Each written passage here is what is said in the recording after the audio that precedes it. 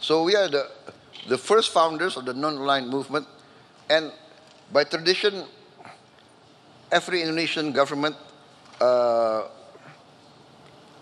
has to maintain this tradition. Otherwise, we will lose popular support. Our people do not want to be engaged into any alliances or blocs, especially military blocs. So we are by tradition neutral. We're also witnessing major shifts in global alignments. For example, the execution of me first policies, the changing of alliances, multipolarity. How do you interpret these changes, and what lessons should middle powers like Indonesia draw from these evolving patterns? This is very interesting, but you know, Indonesia, by tradition, we have always been non-aligned. In fact, we are the founders of the non-aligned movement, together with India, Egypt, that time Yugoslavia. So we are the first founders of the non-aligned movement, and by tradition, every Indonesian government has to maintain this tradition. Otherwise, we will lose popular support. Our people do not want to be engaged into any alliances or blocs, especially military blocs. So we are by tradition neutral. So, for instance, my philosophy, which I announced early on in my campaign, is an ancient Asian philosophy, an ancient philosophy of the Eastern peoples, of the Asiatic civilizations, which is the philosophy taught to us generations. 1,000 friends too few, one enemy too many. It's a very clear and simple sentence, but very difficult to achieve. 1,000 friends too few, one enemy too many. But this is logical, because, for instance, where I come from, Southeast Asia, 50 years ago, we were fighting amongst ourselves. We, neighbors, sending troops to each other's territories, claiming each other's territories. This is South Asia 50 years ago. You know, and then amongst the wise leaders at that certain time, at a certain point in history, the leaders of 5 Southeast Asian countries, right, Singapore, Malaysia, Thailand, Philippines, and came to realize, hey, we have urgent agenda for our people. We have to deal with poverty and hunger. Why do we fight amongst ourselves? And then the idea of ASEAN, Association of Southeast Asian Nations, came, and lo and behold, 50 years, no conflict. We still have differences, but we tend to use diplomacy. We tend to talk, and sometimes talk, you know, is very tedious, but better talk than fight. That's our position, you know. And that's the Asian tradition.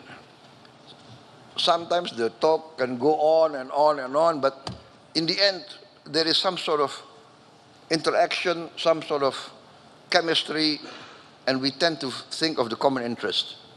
So this is my philosophy also.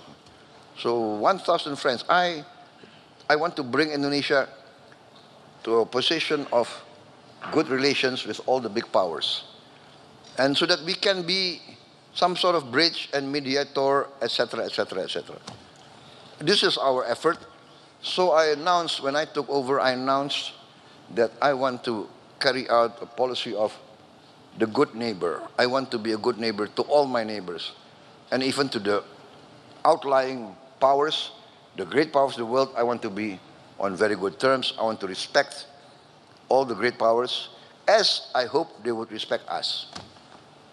Mr. President, you touched on this a little earlier, but one of the most pressing challenges facing the world today is the humanitarian crisis in Palestine. In your view, what does this reveal about the current state of global leadership and diplomacy? Well, I would like to say that, as I said in my first comments, that the situation in Gaza actually is teaching the world that many of the great powers that espouse great ideals now, in the eyes of many in the global south, have fallen short, basically. I mean, for instance, many of the Western powers, Western countries, come to Indonesia 30 years ago and come to us always teaching. You must do this, you must do that. Human rights, you're not very good in human rights. You're not too democratic. Always come and teach us. And we follow them. We follow them.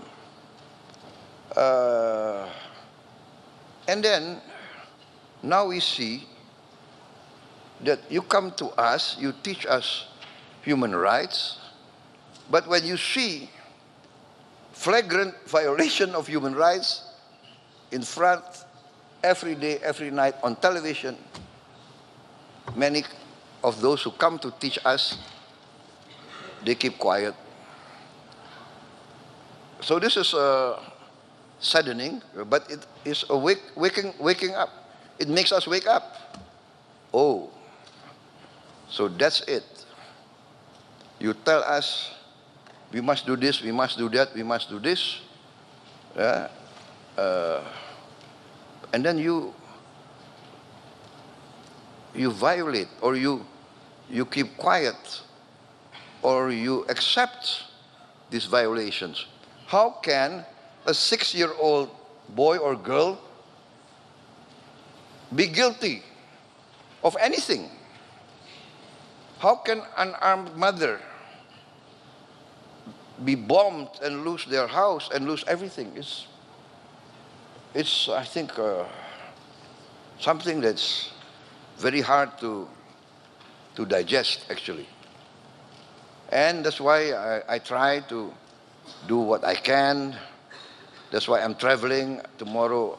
Tonight I go to Cairo. I will consult with President Sisi. Then I'm going to Doha, and I go to Amman, consult with King Abdullah, and then, people ask why. You are so far away. You are in Indonesia, but I cannot, because my people feel the attack on the innocent people of Gaza, of Palestine, of Lebanon, of Syria, is like attacking them. Indonesia, of course, is majority Muslim, but I feel also that I must contribute what I can. So I already, for instance, I sent a small medical team together with the UAE. We have a medical field hospital. We are participating in that. And we are committed also to build another hospital in Palestine, in West Bank, maybe also in Gaza. And I've already announced that we are willing to accept wounded civilians that need medical care, also children and young students who have not gone to school for many years. We are willing to give them scholarships, and we already have some Palestinian students already but not enough, but we are willing to increase that. And of course, after they complete their education and they complete their medical treatment, I mean, they must return to their homeland.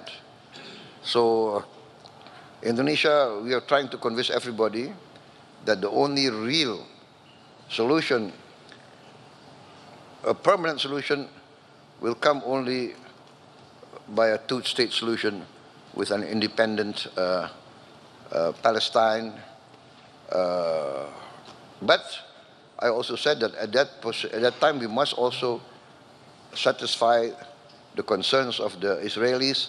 They also must be guaranteed their right for security, their right of existence. As I think in the end, there should be peaceful collaboration, I think. That is the key to a real peace. Yes, and we know that your continued support of the Indonesian hospital in Gaza has been key to providing life-saving medical services in the enclave. Now, if I could turn to the Indo-Pacific region, we know the region is increasingly becoming a stage for great power rivalry, a potential flashpoint. As a leading voice in ASEAN, the Association of Southeast Asian Nations, how does Indonesia plan to manage these tensions while also working with ASEAN to keep the region peaceful and stable? Yes, you know, as many times in many different fora, in many different instances, I said that our only way is engagement. Engagement and mutual respect. So in the end, I always propose collaboration. We have sometimes conflicting territorial claims. This is natural because we have been subjugated to many centuries of foreign domination, of colonialism, of imperialism. Some countries from somewhere came, they seem to like the wealth of some of our regions, and they say, okay, now this is ours. And they put up their flag. You see, so after a long period of struggle against colonialization and imperialism, most of the countries in our region achieved independence. But still, the leftover of those centuries, you know, boundaries which are not clear, etc., etc., they are now the heritage given to us that we have to clear up all this mess. So we succeeded in cooperation with Vietnam. We have, I don't know, several decades of territorial claims and counterclaims, but we have resolved it a few months ago. I'm proposing also to my good friend and my good brother, the Prime Minister of Malaysia, let's solve the outstanding issues that we have with Malaysia.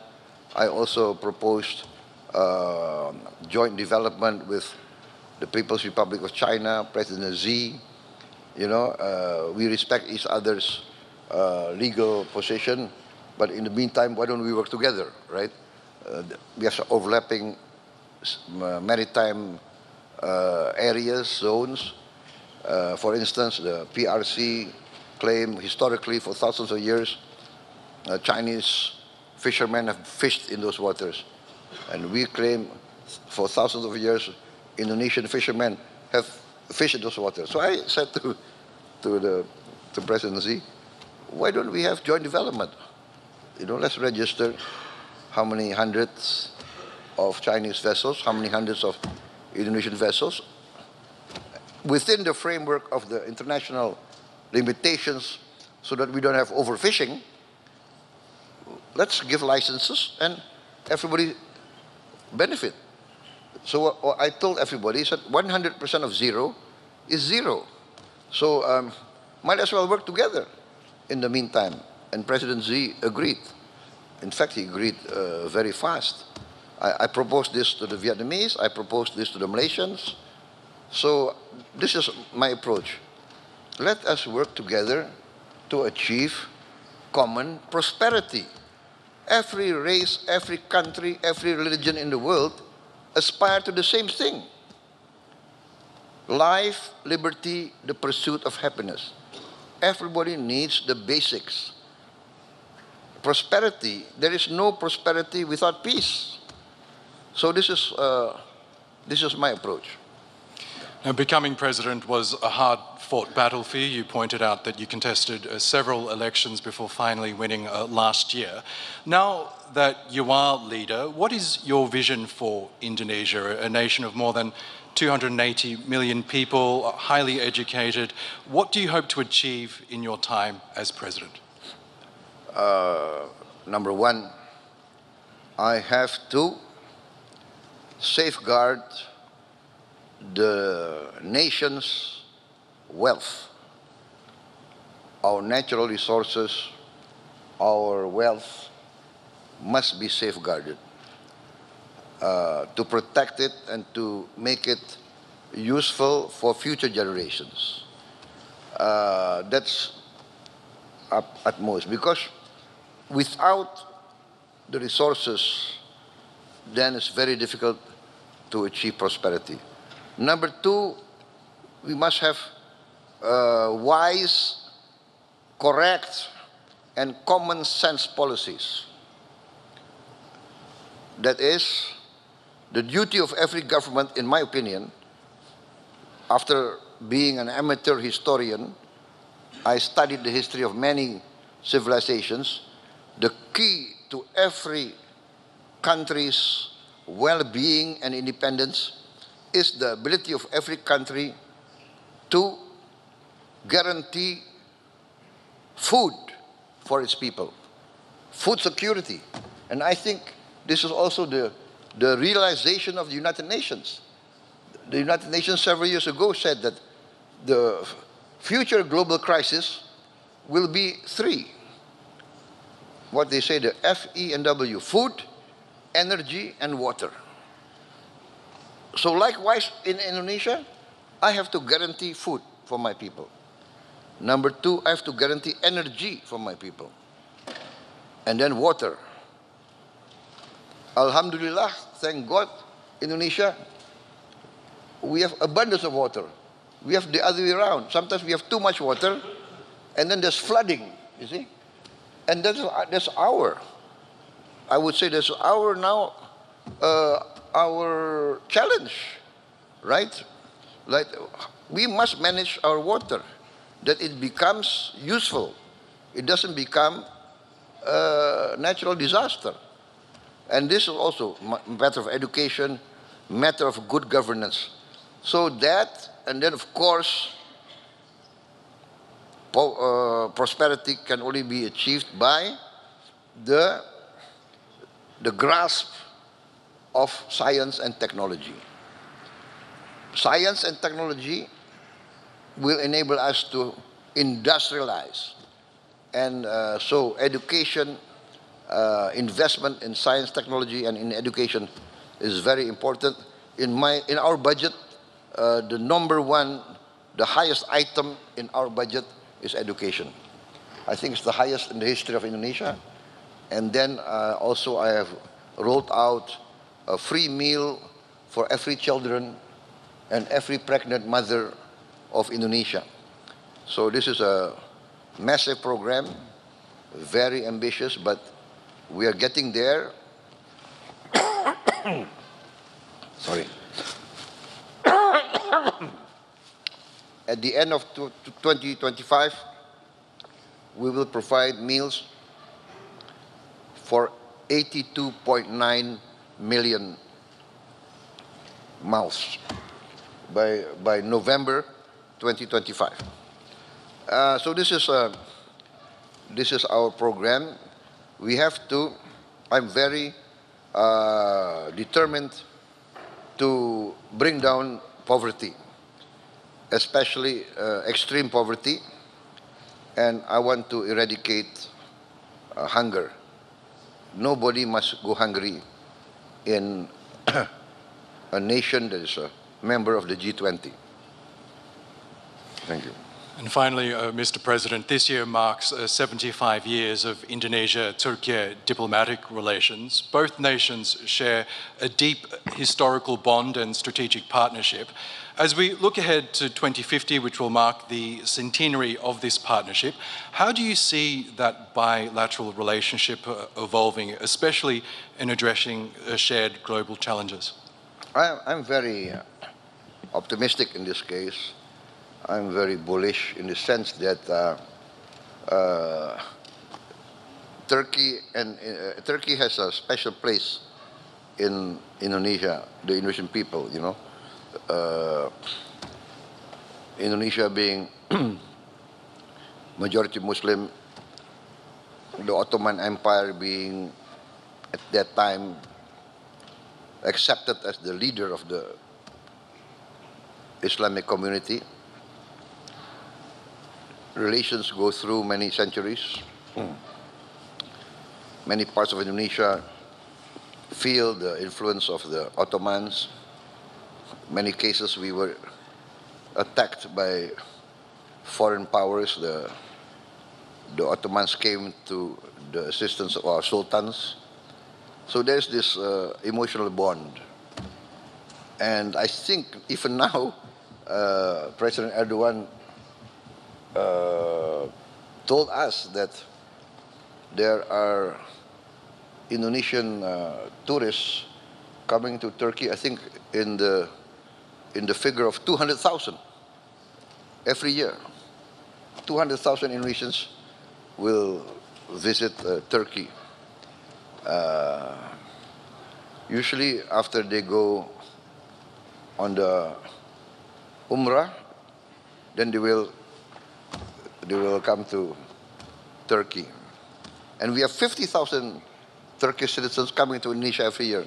Can you imagine? We are very far, but this is the close bond. And we are working very good in many fields. So I'm very bullish, I'm very optimistic. I can also attest that many Indonesian citizens now call Turkey a home and have set up delicious Indonesian restaurants in Istanbul to my benefit. So that's a great way of ending You are this living discussion. here? In Istanbul, yes, Oh, I am, sir. Yes. Very smart, very smart. I'm afraid we could be talking for hours, but I know you have a very packed schedule, Bapak President. That does bring us the end of our discussion. Can we please thank our honored guest, His Excellency Prabowo Subianto, the President of the Republic of Indonesia.